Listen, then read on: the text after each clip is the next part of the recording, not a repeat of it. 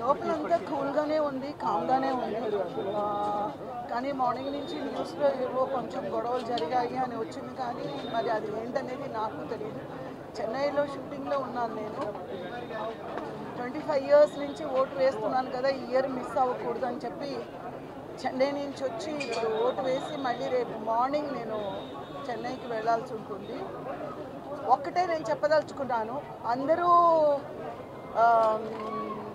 ఎలక్షన్లో నిలబడడానికి local non local అని అంటున్నారు. బట్ నేను ఒకటి చెప్పదలుచుకున్నాను.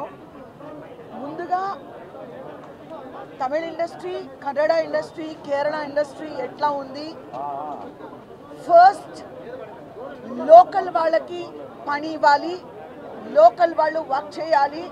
తెలుగు ఇండస్ట్రీని నమ్ముకొని మెడ్రాస్ నుంచి చాలామంది కళాకారులు మగవాళ్ళైనా ఆడవాళ్ళైనా ఆంధ్రాకి తరలి వచ్చారు.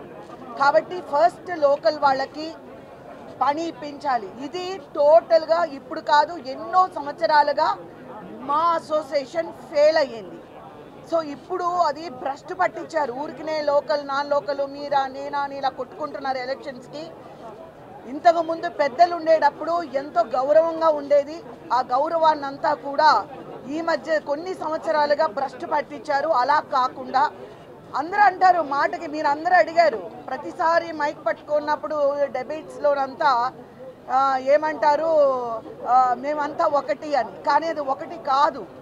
ఏదో అంటారు పెద్దలు, కడుపు చించుకుంటే కాలు మీద పడుతుంది అని. ఒకటి కాదు.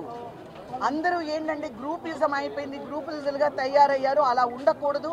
అందరము ఒకటి అనేది ఒక్క స్లోగన్గా రావాలి. అందరూ కలిసికట్టుగా డెఫినెట్గా అందరికీ తెలుగు ఇండస్ట్రీలో ఉన్న ఆర్టిస్టులు అందరికీ కూడా న్యాయం చేయాలనేది నేను కోరుకుంటున్నాను.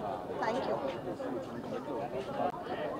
వాళ్ళందరికీ నోరు మూయించడానికి ఓటిది.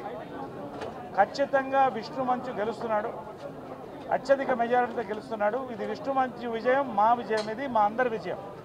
నేను 2 years 6 years పనిచేశాను. I don't want to talk much now. Let the election get over.